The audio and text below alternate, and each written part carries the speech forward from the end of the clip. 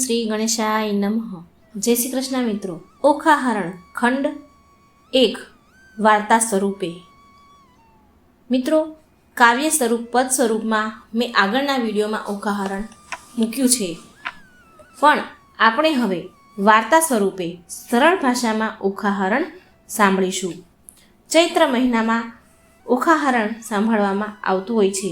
ગુજરાતી વાર્તા રૂપે આપણે સાંભળીએ, જેથી દરેક દર્શક મિત્રોને આ ઓખાહરણ સાંભળવું ખૂબ જ ગમશે. આપણી સરળ ભાષામાં આપણે સાંભળીશું. ચૈત્ર માસમાં ઓખાહરણ સાંભળવાનો મહિમા છે, જે સાંભળવાથી આખું વર્ષ તાવ તર્યો, કેરો કે એકાતર્યો કે પરિવારના સભ્યો પર નજર પણ નથી કરતો, એવું ભગવાન શ્રી કૃષ્ણનું વરદાન છે. આથી દરેક મનુષ્યએ ચૈત્ર માસમાં ઓખાહરણ જરૂર સાંભળવું જોઈએ. ઓખાહરણ સાંભળતી વખતે 3, 5 કે 7 શેરવાળો કે દોરો હાથમાં રાખવો. ઓખાહરણ પૂર્ણ થઈને આ દોરો ઘરમાં જો નાનું બાળક હોય તો તેને અથવા પરિવારના દરેક સભ્યોને પણ બાંધી શકાય છે. આમ કરવાથી ઘરના બાળકોને કે પરિવારના સભ્યોને તાવ નથી આવતો, કારણ કે ઓખાહરણમાં કહ્યું છે કે ભગવાને તાવને દોરડેથી બાંધ્યો હતો. ત્યારે તાવે ભગવાનને આજીજી કરી અને પોતાના રહેવાનું સ્થાન માંગ્યું, અને તાવે કહ્યું કે જે હરિવાણી બોલશે, હે મહારાજ, તેને ત્યાં અમે નહીં જઈએ. ત્યારે ભગવાન વાણી બોલ્યા કે ચૈત્ર માસમાં સાંભળે જે કોઈ ઓખાહરણ, તેના સપનોમાં જશો તો છેદી નાખીશ શીશ. ત્યારે તાવે કોલ આપ્યા કે ઓખાહરણ જે એકવાર સાંભળશે તે વર્ષમાં ન જાઓ, ત્યાં મેં વર્ષમાં ન જાઓ. 2 વાર જે સાંભળશે તેને દેખીને નાસી જાઓ, અને 3 વાર જે સાંભળશે તેને જન્મમાં ન દીઠું. આવો કોલ આપી તાવ કૈલાસ ધામ સીધાવી ગયા અને શિવના ગણ બની ગયા. આથી આ મહિનામાં ઓખાહરણ સાંભળતી વખતે દોરો હાથમાં રાખવો, અને આ દોરો ઘર પરિવારના સભ્યોના હાથના કાંડે બાંધવો, જેથી ઘર પરિવારને તાવ તર્યું કે કોઈ પણ રોગ પાસે પણ ક્યારેય નહીં આવે. તો મિત્રો, આ હતું ઓખાહરણ સાંભળવાનું મહત્ત્વ. હવે આપણે સાંભળીએ ઓખાહરણ ગુજરાતી વાર્તા રૂપે સરળ ભાષામાં, જેનો ભાગ પહેલો, જેમાં આપણે સાંભળીએ બાણાસુરના ઉત્પાદનું દર્શન. બોલો ભગવાન વિષ્ણુની જય. જન્મજયે પૂછ્યું કે હે વિદ્વાનું માં પ્રિય શ્રેષ્ઠ, મેં તમારા મુખેથી વિવિધ મહાપરિક્રમી રાજાઓના ચરિત્રો સાંભળીને જે તમે મને હવે મહાઅસુર સમ્રાટ બાણાસુરના વિષયમાં વિસ્તારપૂર્વક વર્ણન કરો તો તપોધન તે અસુર હોવા છતાં દેવાધિદેવ મહાદેવજીના પુત્ર ભાવને શી રીતે પ્રાપ્ત થયો, કે જેથી ભગવાન શંકરે સ્વયં એની રક્ષા કરી, અને તેના સહવાસમાં રહેનારા ગણો સહિત ભગવાન સ્કંદે પણ તેનું રક્ષણ કર્યું. જન્મેજય થોડી વાર અટકીને આગળ બોલ્યા, બળવા બલીનો પુત્ર પોતાના સૌ ભાઈઓમાં સૌથી મોટો હતો, અને તે સેંકડો દેવ્યાસ્ત્ર ધારણ કરી સહસ્ત્ર ભુજાઓ વાળો હતો. ભગવાન શંકર તેનું રક્ષણ કર્યું હતું. એટલું જ નહીં, પણ એ બાણાસુર ગણો સહિત એવા કાર્તિકેયની સાથે પણ સહવાસ પામ્યા હતા. બલિ રાજાને 100 પુત્ર હતા. બાણાસુર તેમાં શ્રેષ્ઠ પુત્ર હતો. તેથી સેંકડો મહાબળવાન વિશાળ દેહિત યોદ્ધાઓથી વીંટળાયેલા રહેતા હતા. છતાં પણ શ્રી કૃષ્ણએ યુદ્ધમાં શી રીતે પરાજિત કર્યા હતા બાણાસુરને? બાણાસુર આવેશયુક્ત હોય, યુદ્ધની ઈચ્છા ધરાવતો હતો, તો પણ એને જીવતો શા માટે રોળ્યો હતો? સંત શિરોમણી વેદવ્યાસી બોલ્યા, હે જન્મેજય, અપાર તેજવાળા શ્રી કૃષ્ણનું બાણાસુર સાથે જે મહાયુદ્ધ થયું હતું એ વિશે તમે સાંભળો. આ યુદ્ધમાં બાણાસુરને રુદ્ર કાર્તિકે સ્વામી પણ સહારો હતો. છતાં પણ એ યુદ્ધમાં પોતાના વખાણ કરનાર બાણાસુરને જીત્યો હતો, અને તેને અંતે જીવતો છોડ્યો હતો. બાણાસુરને ભગવાન મહાદેવે વરદાન આપ્યું હતું કે તે હંમેશા તેની નજીક રહેશે, તથા તેના ગણો સમાન પદ આપ્યું હતું. બાણાસુરનું જે ભગવાન કૃષ્ણ સાથે જે ભયંકર યુદ્ધ થયું હતું, તેમાં બાણાસુરને ભગવાન શંકરનો સાથ હતો, તો પણ તેને શ્રી કૃષ્ણએ પરાજિત કર્યા, અને જીવતા છોડવાનું કારણ તથા દેવાધિદેવ શિવજીના પુત્ર થવાના એમણે વરદાન માંગ્યું. પુત્રપણાને બાણાસુર કેવી રીતે પામ્યો હતો, અને જેને કારણે એ ભયંકર યુદ્ધ થયું હતું, એ સઘળું વૃત્તાંત હવે મને તમે સંભળાવો. વેદવ્યાસજી આગળ બોલ્યા, એકવાર કાર્તિકેય સ્વામી રુદ્રનું આરાધન કરી રહ્યા હતા ત્યારે તે જોઈને તે પરાક્રમી બલિપુત્ર બાણાસુર અતિશય આશ્ચર્ય પામ્યો. તેને પણ ઉગ્ર તપ કરવાનું મન થયું. તેને ઉગ્ર તપ કરી ભગવાન ભોળાનાથને પ્રસન્ન કરીને તેના પુત્ર થવાની બાણાસુરને ઈચ્છા થઈ. તેથી બાણાસુરે તપ કરીને તેનું શરીર એકદમ ક્ષીણ કરી નાખ્યું હતું અને હું મોટો એવી આત્મશ્રદ્ધા કરવા માંડ્યો હતો. તેના ઉગ્ર તપથી ભગવાન ભોળાનાથ માતા ઉમા સાથે પ્રગટ થયા અને નીલકંઠે પરમ પ્રીતિને પ્રાપ્ત કરી બાણાસુરને કહ્યું કે માંગ માંગ, તું માંગે તે આપું, તારું કલ્યાણ થાવું. ત્યારે બાણાસુરે આંખો ખોલી અને મહેશ્વરને કહ્યું કે હે ત્રિનેત્રધારી પ્રભુ, આપ મારા તપથી ખરેખર પ્રસન્ન થયા હોય. જો તમે મને વરદાન આપવા માંગતા હોય તો બસ હું એટલું જ માંગુ કે માતા ઉમાદેવીનો પુત્ર થવા ઈચ્છું છું. બીજું મારે કંઈ ન જોઈએ. આ સાંભળી ભોળાનાથે ધીમી હાસ્ય રેલાવતા તથાસ્તુ કહી દીધું અને પછી પાર્વતીજી સામે જોયું અને ભોળાનાથ બોલ્યા કે આ બાણાસુરને તમે કાર્તિકેયના નાના ભાઈ તરીકે સ્વીકારો. આજથી જ એ તમારો પુત્ર થશે, એનો તમે સ્વીકાર કરો. કાર્તિકેયજી અગ્નિથી ઉત્પન્ન થયા છે. સોણિતપુરમાં તેનું જે રીતે પ્રાગટ્ય થયું છે તે જ પ્રદેશમાં આ બાણાસુરનું શહેર હશે. આ શહેર શોણિતપુર તરીકે પ્રખ્યાત થશે. વળી એ શહેરનું હું ચારેય તરફથી રક્ષણ કરીશ, તેથી તેના પર કોઈ શત્રુ ચઢાઈ કરી શકશે નહીં. કાર્તિકેયજીએ બાણાસુરને તેનો નાનો ભાઈ માની તેના ઉપર પ્રસન્ન થઈને અગ્નિ સમાન એક તેજસ્વી ધ્વજ અને પ્રદીપ્ત તેજવાળો એક મોર વાહન ભેટ તરીકે આપ્યો. દેવાધિદેવ શિવજીના તેજથી દેવો, ગંધર્વો અને યક્ષો, સર્પો પણ તેની સામે યુદ્ધ કરવા તૈયાર થતા નહીં. આમ શંકર ભગવાન સદાય રક્ષિત હોવાથી બાણાસુર ઘમંડી બની ગયો અને પોતાનું અપાર બળના કારણે ચકી ગયો હતો. તે હંમેશા યુદ્ધ શોધ્યા કરતો હતો. આથી એક દિવસ ભગવાન ભોળાનાથ પાસે ગયો. આટલું કહીને થોડી વાર માટે વેદવ્યાસજી તો અટકી ગયા. ત્યાર પછી લાંબો શ્વાસ ખેંચીને વ્યાસજી આગળ બોલ્યા.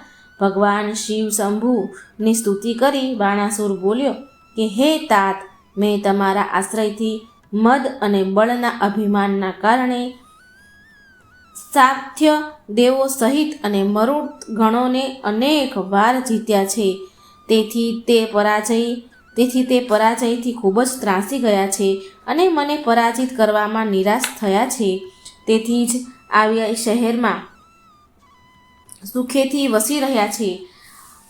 કેટલાક દેવો તો મારાથી હારીને સ્વર્ગમાં જઈને આરામથી રહે છે. હવે મારી સાથે યુદ્ધ કરવાવાળું કોઈ નથી.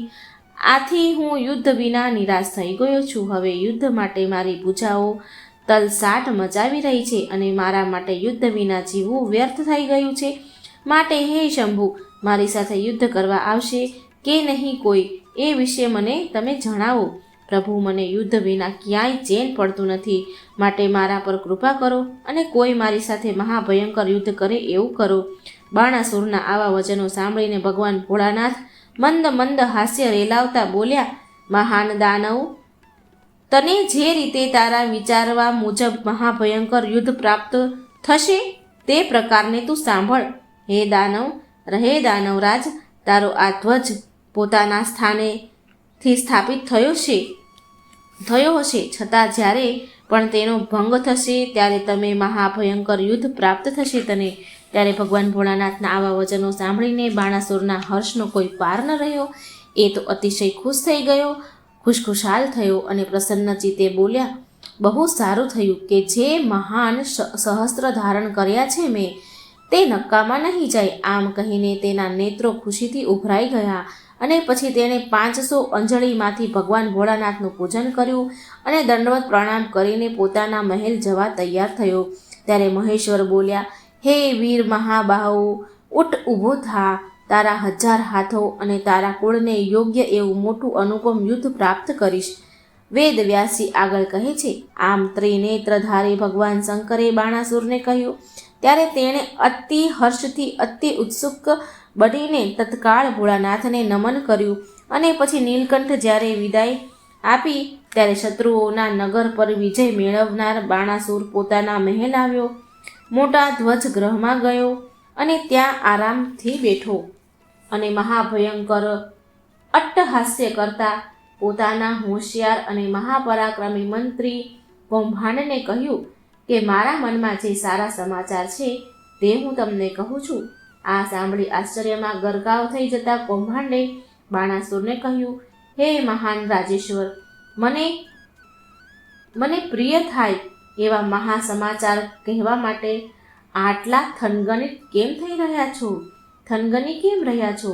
તમારા નેત્ર અત્યારે ખુશીને કારણે ભીના થયા છે અને અતિ હર્ષથી હમણાં તમે મને જે કોઈ કહ્યું તે હું સાંભળવા ઈચ્છું છું.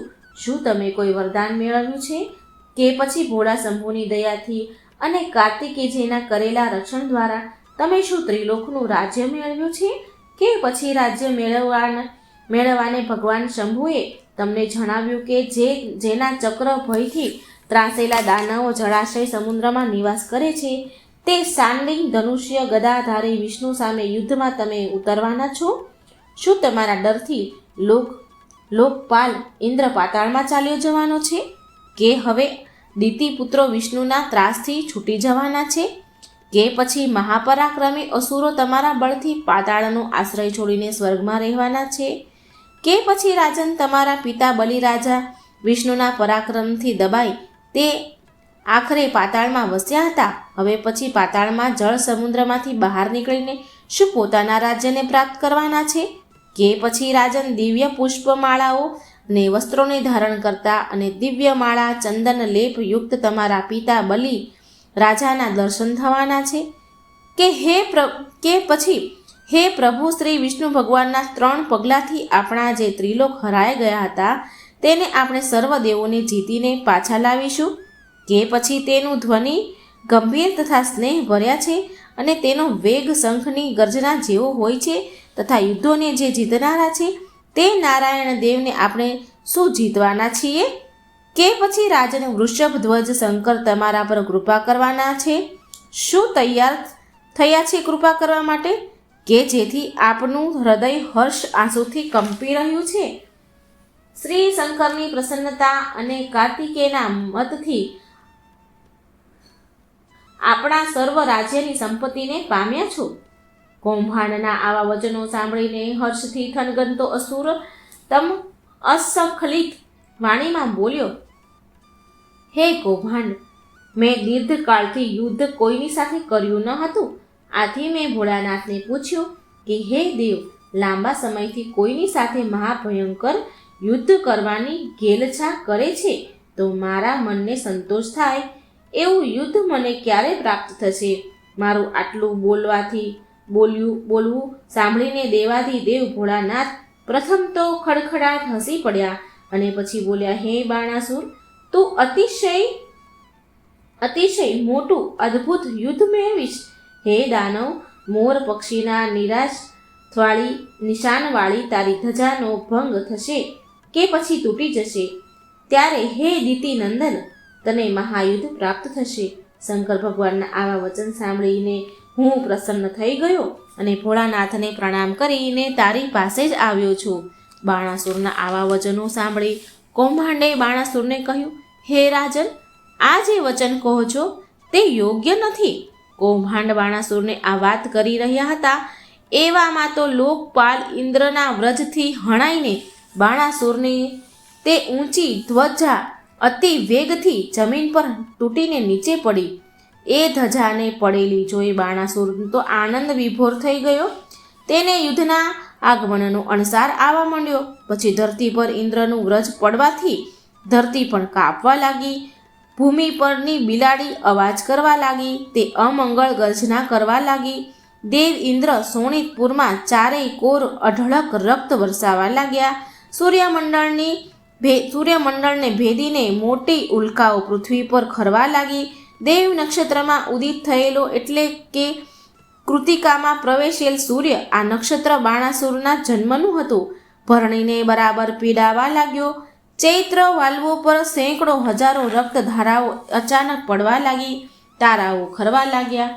વળી હે રાજન, અમાસમાં પૂર્વ રૂપ નહીં હોવા છતાં સૌએ સૂર્ય અને ચંદ્રનો ગ્રાસ કરવા લાગ્યા હતા.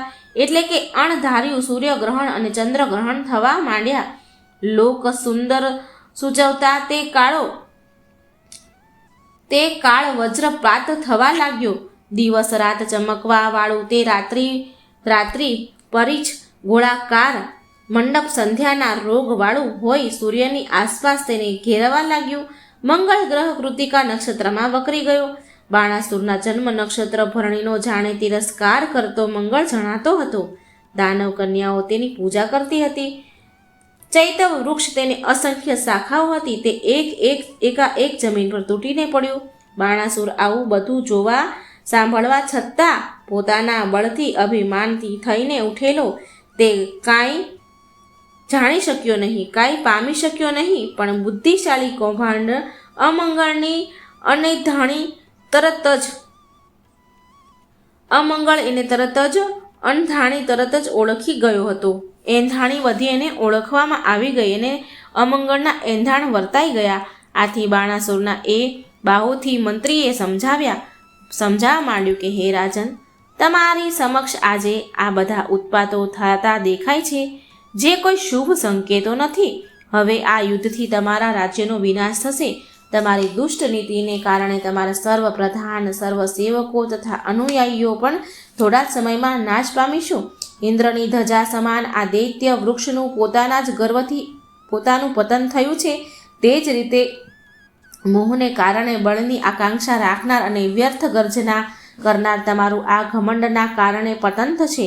શંકર ભગવાનની કૃપા વડે તમે ત્રિલોકના વિજય મેળવ્યો છે, પણ હવે ગર્વને કારણે તમારો વિનાશ જણાય છે.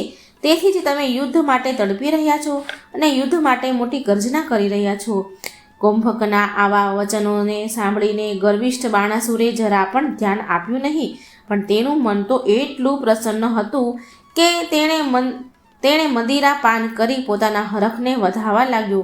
બીજી બાજુ કૌભાંડના અંધકાર ભર્યા આવા વાદળો આવતા જોઈને નિહાળીને અત્યંત ચિંતિત હતો. તે રાજ્ય મંદિર તરફ ગયો અને તત્વાર્થને વિચારવા લાગ્યો. આ રાજા મહાસુર પ્રમાદી દુષ્ટ બુદ્ધિનો થયો છે. તે વિજયના ઉન્માદમાં ઈચ્છે છે, પણ મદથી છકી ગયેલો તે યુદ્ધના પરિણામને જાણતો નથી. આ મહા ઉત્પાતોથી જે ભય જણાય છે તે મિથ્યા થનાર નથી, કારણ કે અહીં ત્રિલોકધારી શંકર અને મહાપરિક્રામી કાર્તિકેય સાક્ષાત વિરાજે છે.